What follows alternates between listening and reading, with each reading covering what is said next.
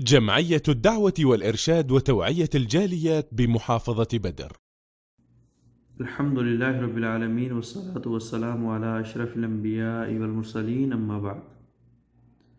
محترم سامعین و ناظرین، اللہ رب العالمین نے انسان کو تمام مخلوقات میں سے اشرف اور اکرم بنایا، اشرف المخلوقات کا لقب دیا اور انسان کو بنانے کا مقصد بتایا کہ وما خلقت الجن والانس الا لیعبدون، کہ ہم نے انسانوں کو اور جنوں کو بنایا ہی اس لیے ہے تاکہ وہ ہماری عبادت کریں، تاکہ وہ میری ایک اللہ کی عبادت کریں۔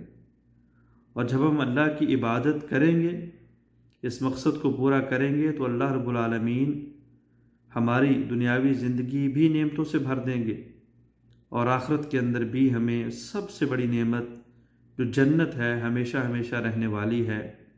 جنت میں چلے جانے کے بعد انسان کو موت نہیں ہے، اور جنت کی نعمتوں کو اختتام نہیں ہے، تو جو انسان کا مین مقصد ہے، مین ٹارگٹ ہے، وہ انسان کو مل جائے گی۔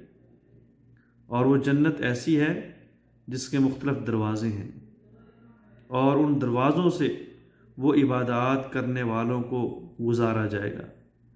نمازیں پڑھنے والے وہ باب الصلاۃ سے داخل ہوں گے، جہاد کرنے والے باب الجہاد سے جائیں گے، روزے رکھنے والے باب الریان سے جائیں گے۔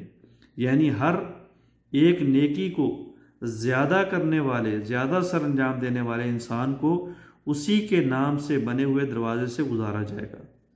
اور کچھ خوش نصیب ایسے بھی ہوں گے جن کو جنت کے 8 دروازے، سارے دروازے آوازیں دیں گے کہ ہم سے داخل ہو جاؤ، ہم سے آ جاؤ۔ اللہ تعالی ہمیں سب کو ان لوگوں میں سے بنائے جن کو جنت کے سارے دروازے آوازیں دیں گے۔ تو بہرحال جنت کے دروازوں کا ذکر قرآن مجید کے اندر مختلف آیات کے اندر کیا گیا۔ اللہ رب العالمین سورہ رعد کے اندر فرماتے ہیں کہ نیک لوگ اپنے باوعدات کے ساتھ، اپنی بیویوں کے ساتھ، اپنے بچوں کے ساتھ جنت میں داخل ہوں گے۔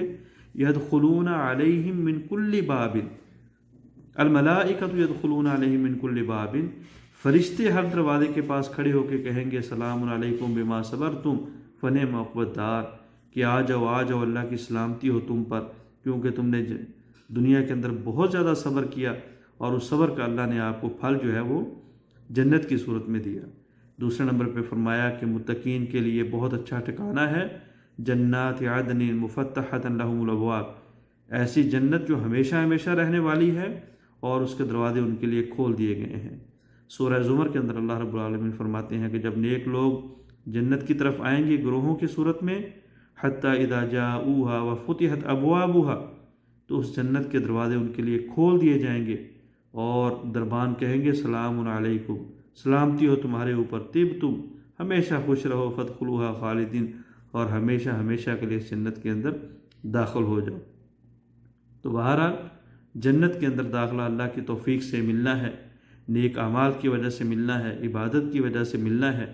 تو ہمیں اللہ سے یہ دعا بھی کرنی چاہیے اور کوشش بھی کرنی چاہیے کہ اللہ رب العالمین ہمیں ان لوگوں میں سے بنائے جن کو جنت کے 8 دروازے آواز دیں کہ آؤ ہم میں سے داخل ہو جاؤ۔ حالانکہ انسان نے داخل ایک دروازے سے ہونا ہے، لیکن 8 دروازوں کا کھل جانا اس انسان کے لیے ایک پروٹوکول کی بات ہوگی، اس کی عزت، اس کی منزلت کے اندر بہتری کی بات ہوگی۔ اور سیدنا عبداللہ بن مسعود رضی اللہ تعالیٰ عنہ فرماتے ہیں کہ جنت کے 7 دروازے قیامت تک کھلتے اور بند ہوتے رہیں گے، لیکن توبہ کا دروازہ کبھی بند نہیں ہوگا، تب تک کھلا رہے گا جب تک سورج مغرب سے طلوع نہیں ہو جاتا، یعنی قیامت نہیں آ جاتی۔ اور جنت کے دروازے ہیں کتنے بڑے؟ حضرت زر بن حبیش رحمہ اللہ فرماتے ہیں کہ سیدنا صفوان بن اسال رضی اللہ تعالیٰ عنہ نے فرمایا جو باب التوبہ ہے، توبہ والا دروازہ ہے، اس کی چوڑائی 70 یا 40 سال کی مسافت کے برابر ہے۔ اور ایک روایت کے مطابق جنت کے ہر دروازے کی چوڑائی اتنی ہوگی جتنا فاصلہ مکہ اور شام کے شہر بصرہ کے درمیان ہے۔ تو اللہ سے دعا ہے کہ اللہ رب العالمین بھی ہمیں ایسے اعمال کرنے کی توفیق عطا فرمائے کہ جب ہم جنت میں جائیں تو جنت کے سارے دروازے ہمیں اپنی طرف بلائیں۔ اللہ عمل کی توفیق عطا فرمائے۔ السلام علیکم ورحمۃ اللہ وبرکاتہ۔